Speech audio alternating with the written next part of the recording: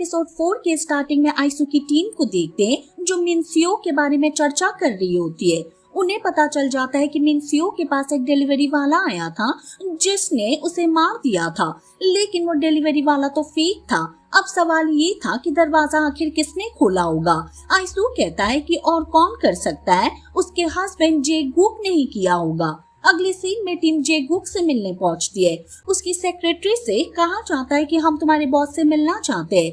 आइसू उससे पूछता है कि क्या तुम्हारे बॉस का कोई सीक्रेट है, लेकिन वो कहती है कि मुझे नहीं पता। इसके बाद वो उन्हें जे गुक के पास ले जाती है। टीम मिनसियो के बारे में जे गुक से सवाल करने लगती है। जे गुक कहता है कि मैं पुलिस को पहले ही सब कुछ बता चुका हूँ, असली अपराधी कोई और नहीं बल्कि हियोन सू ही है। लेकिन आइसू कहता है कि क्या तुम्हें नहीं लगता कि अपराधी कोई और भी हो सकता है। ये सुनकर जे गुक चुप हो जाता है। फिर टीम हियोन सू के बारे में पूछती है कि तुम उसे कैसे जानते हो। जे गुक बताता है कि हियोन सू और मिनसियो ने कॉलेज के टाइम पे डेट किया था, लेकिन मिनसियो ने उससे कह दिया था कि वो उसके साथ नहीं रह सकती। इसके बाद हियोन सू उसका पीछा करने लगा और एक स्टॉकर बन गया। आइसू कहता है कि हमें हियोन सू मिल गया है, अगर हमें कुछ और जानकारी मिलती है तो हम आपको जरूर अपडेट करेंगे। इतना कहकर टीम वहाँ से चली जाती है। बाहर आते आइसू हाइरा से कहता है कि मुझे पूरा यकीन है कि जे गुक ने ही अपनी वाइफ को मरवाया है। अब हमें सिर्फ ये पता करना है कि उसने ये काम किससे करवाया था। उधर जे गुक को देखते जो एक कार्ड निकालता है जिस पर एक नंबर लिखा हुआ होता है। वो किसी को कॉल करना चाहता है, लेकिन तभी उसे पुरानी बात याद आती है जिसमें सामने वाले ने उससे कहा था कि आज के बाद मुझे कभी कॉल मत करना। दूसरी तरफ जुनियोंग पुलिस स्टेशन में होता है, जहां उसे पता चलता है कि मिनसियो ने कई बार एक स्टॉकर की कंप्लेन की थी जिसका नाम क्यों सू था। इसके बाद हमें फ्लैशबैक में वो सीन दिखाया जाता है जहां मिनसियो की गाड़ी दूसरी गाड़ी से टकरा जाती है। वो गाड़ी से बाहर निकलकर पुलिस वाले से कहती है कि ये आदमी मेरा पीछा कर रहा है, लेकिन क्यों सू चिल्लाकर कहता है कि मैं तुम्हारा पीछा क्यों करूंगा। इसके बाद आइसू और हाइरा मिनसियो के घर पर जांच कर रहे होते हैं। हाइरा उसका लैपटॉप चेक करती है और उसे एक ईमेल मिलता है जिसमें कोई व्यक्ति मिनसियो से मिलना चाहता था। उसे समझ नहीं आता है कि आखिर वो उससे क्यों मिलना चाहता था। तभी आइसू की नजर एक डॉक्यूमेंट पर पड़ती है। वो उसे हाइरा को दिखाता है जिसमें जे गुक और उसकी सेक्रेटरी की कई फोटोज होती, यानी दोनों के बीच अफेयर चल रहा था। दूसरी तरफ क्यों सू को गाड़ी के अंदर बैठे देखते हैं जो जे गुक और उसकी सेक्रेटरी की फोटोज ले रहा होता है। तभी जुनियोंग वहां पहुंच जाता है। वो मिनसियो की फोटो क्यों सू को दिखाकर पूछता है कि क्या तुम इसे जानते हो। क्यों सू हाँ भर देता है। वो बताता है कि जे गुक और मिनसियो ने मुझे काम पर रखा था ताकि मैं हियोन सू और मिनसियो की फोटोज ले सकूं, लेकिन जब इस लेडी की मौत हो गई तो मुझे बहुत बुरा लगा और मैंने वहाँ काम करना बंद कर दिया। जुनियोंग उससे पूछता है कि तुम पहले कहाँ काम करते थे, तो क्यों सू उसे उस जगह के बारे में बता देता है। अगले सीन में सभी लोग पुलिस स्टेशन में इकट्ठा होते हैं और अब तक मिली सारी जानकारी एक दूसरे के साथ शेयर करते हैं। जुनियोंग बता चुका होता है कि वो जगह कहाँ है, इसलिए आइसू कहता है कि चलो वहाँ चलते हैं, लेकिन हाइरा उसे रोकते हुए कहती है कि हम सीधे वहाँ नहीं जा सकते क्योंकि हमारे पास कोई पक्का एविडेंस नहीं है। आइसू कहता है कि ठीक है, हम एक काम करते हैं, हम उसके क्लाइंट बनकर जाएंगे और उसे किसी को ढूंढने के लिए कहेंगे। अब सवाल उठता है कि उनका बॉस कौन बन सकता है। सभी काफी सोच विचार करते तभी चानगुन वहाँ आता है। आइसू उसे देखते ही समझ जाता है कि हमें इसी को अपना बॉस बनाना चाहिए। अगले सीन में सभी अपने आउटफिट बदलकर बाहर आते हैं। तभी पास में मौजूद टेग्यून की नजर चानगुन पर पड़ती है। वो उसे देखकर हैरान हो जाता है और कहता है कि ये चानगुन है, लेकिन इसने ऐसे कपड़े क्यों पहन रखे। हमारा पुलिस स्टेशन सच में दिन ब दिन अजीब होता जा रहा है। इसके बाद वो लोग उस कंपनी में पहुंचते हैं और वहाँ सियोखो नाम के आदमी से मिलते हैं। उसके साथ एक लड़की भी होती है जिसका नाम इयोन जियोंग है। चानगुन उसे एक फोटो देता है और कहता है कि तुम्हें इस व्यक्ति को ढूंढना होगा। इसके लिए उसे एडवांस में पैसे भी दिए जाते हैं, लेकिन साथ ही धमकी भी दी जाती है कि अगर तुम 3 दिन के अंदर इसे नहीं ढूंढ पाए तो अंजाम बहुत ही बुरा होगा और मैं इसे मार दूंगा। जब चानगुन सियोखो से बात कर रहा होता है तभी हमारे दोनों हीरो चुपके से वहाँ कैमरा लगा देते हैं। दूसरी तरफ तीनों किलर आपस में मिलते हैं। उनमें से एक का नाम जे चुन होता है, दूसरा का नाम बियोम की और इनके साथ इनका बॉस भी मौजूद होता है जिसका नाम टे ग्वांग है। टे ग्वांग सबसे पहले न्यूज देखता है जिसमें बताया जा रहा होता है कि पुलिस को एक बॉडी मिली है।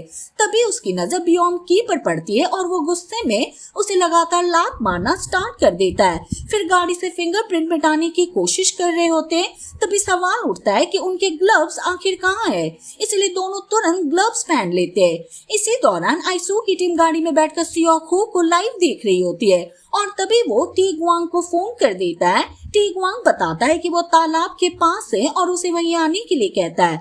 सियोक हो उसे एक क्लाइंट के बारे में बताता है तो टी ग्वांग पूछता है कि वो कौन है और उसका नाम क्या है, लेकिन सियोक हो कहता है कि उसे कुछ नहीं पता, बस उसे 3 दिन का टाइम दिया गया है और अगर उसने उस इंसान को नहीं ढूंढा तो उसे मार दिया जाएगा। ये सुनकर टी ग्वांग कुछ सोचता है और आखिरकार बता देता है कि सामने वाला पुलिस वाले है, इसलिए जितनी जल्दी हो सके सारे सबूत मिटा दो। आइसू की टीम को भी पता चल जाता है कि सियोक हो को उनके पुलिस होने का डाउट हो चुका है। तभी हम टी ग्वांग को देखते जो गाड़ी और फोन दोनों को पानी के अंदर फेंक देता है। पुलिस वाले तुरंत सियोक हो के पास पहुंचकर उसे रोक लेते हैं। सियोक हो कहता है कि उसने कुछ नहीं किया और पुलिस उसे गिरफ्तार नहीं कर सकती क्योंकि उनके पास उनके खिलाफ कोई प्रूफ नहीं है। इसके बाद आइसू इयोन जियोंग को देखता है जो अपना काम कर रही होती है। वो उसके पास जाकर सवाल जवाब स्टार्ट करता है, लेकिन इयोन जियोंग बार बार कहती है कि उसने कुछ नहीं किया। आइसू उससे पूछता है कि क्या उसका कोई बॉयफ्रेंड है और क्या वो जल्दी शादी करने वाली है। जब वो हाँ में जवाब देती तो आइसू समझाता है कि उसके बॉस की वजह से एक इंसान की मौत हो चुकी है, लेकिन इसका ब्लेम उस पर भी आ सकता है। अगर ऐसा हुआ तो उसकी शादी भी नहीं हो पाएगी और उसे 10 साल तक जेल की सजा हो सकती है, इसलिए वो उन्हें बता दे कि वो कौन सा तालाब है। आखिरकार इयोन जियोंग बता देती है। उसने एक बार सियोक हो को फोन पर किसी से बात करते हुए सुना था और उसके हिसाब से तालाब का नाम यही होना चाहिए। अगले सीन में दोनों को पुलिस स्टेशन लाया जाता है जहां उनकी स्टेटमेंट दर्ज की जाती है। वहीं दूसरी तरफ हम बियोंग सिक की टीम को देखते हैं जो तालाब के पास पहुंच चुकी होती है और गाड़ी को बाहर निकाल लेती है। सबसे पहले उन्हें कार की डिक्की में एक डेड बॉडी मिलती है। बियोंग सिक ध्यान से जांच करता है और उसे वहां फिंगरप्रिंट भी मिल जाते हैं, जिसके बाद वो तुरंत पुलिस वालों को कॉल करके इसकी जानकारी देता है। फिंगरप्रिंट को स्कैन किया जाता है और पता चलता है कि ये जे चुन नाम के एक लड़के के फिंगरप्रिंट है। इसी बीच हम क्योंग जिन को देखते हैं जो कैमरा की फुटेज चेक कर रहा होता है ताकि पता लगाया जा सके कि टे ग्वांग और उसके फ्रेंड्स गाड़ी लेकर आखिर कहाँ गए थे। हाइरा सियोक हो के पास पहुंचती है और उसे बताती है कि तुम्हारे एक साथी का पता चल चुका है, उसका नाम जे चुन है। अब हमें बाकी लोगों के बारे में भी बताओ, वरना उन्होंने जितने भी अपराध किए उन सब की जिम्मेदारी तुम्हें अपने ऊपर लेनी पड़ेगी। आखिरकार सियोक हो दूसरे साथी का नाम बियोम की बता देता है, जिसके बाद पुलिस बियोम की भी पूरी जानकारी निकाल लेती है। फिर सियोक हो के सारे फोन उसके सामने लाए जाते हैं और उससे कहा जाता है कि पता लगाओ ये लोग इस टाइम कहाँ हैं और उन्हें ढूंढो। सियोक हो एक फोन उठाकर टे ग्वांग को कॉल करता है और उसकी लोकेशन जानने की कोशिश करता है। टे ग्वांग बताता है कि मैं एक सेफ जगह पर हूँ। फिर वो पूछता है कि तुम कहाँ हो। जवाब मिलता है कि मैं होटल के अंदर हूँ, प्लीज मेरी मदद कर दो। टे ग्वांग उसे समझाता है कि जब तक सब कुछ शांत नहीं हो जाता तुम वहीं छिपे रहना।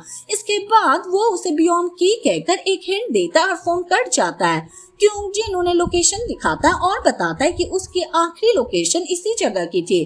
फिर वो इस जगह का नाम बताता है। आइसू को लगता है कि उसने ये नाम पहले कहीं सुना है। इसके बाद वो जगह की जानकारी चेक करने लगता है। तभी उसे पता चलता है कि ये वही जगह है जहाँ जे चुन की दादी रहती है। हम देखते हैं कि तीनों फ्रेंड्स भी उसी जगह पहुँच गए थे जहाँ ओल्ड लेडी उनके लिए खाना लेकर आती है। रात में टे ग्वांग को सियोक हो की कही हुई बात याद आती है कि जब भी मैं बियोम की कहूँ समझ जाना कि ये एक हिंट है, तुम्हें उन दोनों को मारना होगा ताकि हम दोनों यहाँ से भाग सके। इसके बाद टे ग्वांग उन दोनों को देखता जो इस टाइम नशे में थे और अगले ही पल वो उन दोनों को मार देता और सारे सबूत मिटाने लगता है। पुलिस वाले गाड़ी से वहां जाना चाहते लेकिन आइसू कहता है कि रास्ता काफी लंबा है, इसीलिए क्यों ना हेलीकॉप्टर से चला जाए। फिर वो जियोंग हुन को कॉल करते हैं। अगले सीन में पुलिस वाले हेलीकॉप्टर में दिखाई देते और उसी जगह की तरफ जा रहे थे, लेकिन तब तक टे ग्वांग दोनों को मार चुका होता है। वो दादी को भी मारने के इरादे से घर के अंदर चला जाता है। तभी पुलिस वाले घर के अंदर पहुंचते हैं और देखते हैं कि दोनों की हत्या हो चुकी है। वहीं उन्हें ओल्ड लेडी दिखाई देती जो अभी भी जिंदा होती है। आइसू को वहाँ पे एक सीक्रेट डोर दिखाई देता है और वो उसके पीछे पीछे चलता हुआ छत तक पहुंच जाता है। छत पर टे ग्वांग मौजूद होता है जो अचानक आइसू पर हमला कर देता है। वो उसे चाकू मारने की कोशिश करता है लेकिन कामयाब नहीं हो पाता। इसके बाद टे ग्वांग वहाँ से भागने की कोशिश करता है लेकिन आइसू उसके पैर में गोली मार देता है। बाद में टे ग्वांग को गिरफ्तार कर लिया जाता है। वहीं जे गुक अपने सेक्रेटरी के साथ बाहर घूमने आया होता है, लेकिन पुलिस वाले उसे भी गिरफ्तार कर लेते हैं। जब वो गाड़ी के अंदर होता है तो टे ग्वांग उसे देख रहा होता है। आइसू उससे पूछता है कि क्या तुम इसे नहीं जानते, यही वो इंसान है जिसे तुम्हें अपने वाइफ की हत्या करने के लिए पैसे दिए थे। इसके बाद सभी को पुलिस स्टेशन लाया जाता है और उनके स्टेटमेंट लिए जाते हैं, जहां जे गुक और सियोखो खुद को बचाने की कोशिश करते हैं, लेकिन टे ग्वांग कहता है कि मेरे पास प्रूफ है और फिर वो उनके सामने एक रिकॉर्डिंग चला देता है। हायरा टे ग्वांग से हॉन्टेड हाउस के बारे में बात करती है और बताती है कि वहाँ पर 5 डेड बॉडी मिली है। तुमने उन सभी को वहाँ क्यों दफनाया? मुझे पता है कि ये काम तुम्हारा ही है। अगर तुम इस बात को कबूल कर लेते हो तो तुम्हारी सजा कम हो सकती है। इसके बाद वो उससे पूछते हैं कि वो डेड बॉडी किस केस से जुड़ी है और उनके नाम लिखने को कहती है। टे ग्वांग आखिर सब कुछ लिख देता है। अगले सीन में इन स्टेज पर आती है और उसे अवार्ड दिया जाता है क्योंकि उसी ने इस पूरे केस के बारे में पुलिस को जानकारी दी थी। और एपिसोड के आखिरी सीन में कहानी एक होटल में पहुंचती है जहां एक एम्प्लॉय की हत्या कर दी जाती है। और इसी के साथ ये एपिसोड खत्म हो जाता है। हम मिलेंगे नेक्स्ट वीडियो के साथ। Thank you for watching.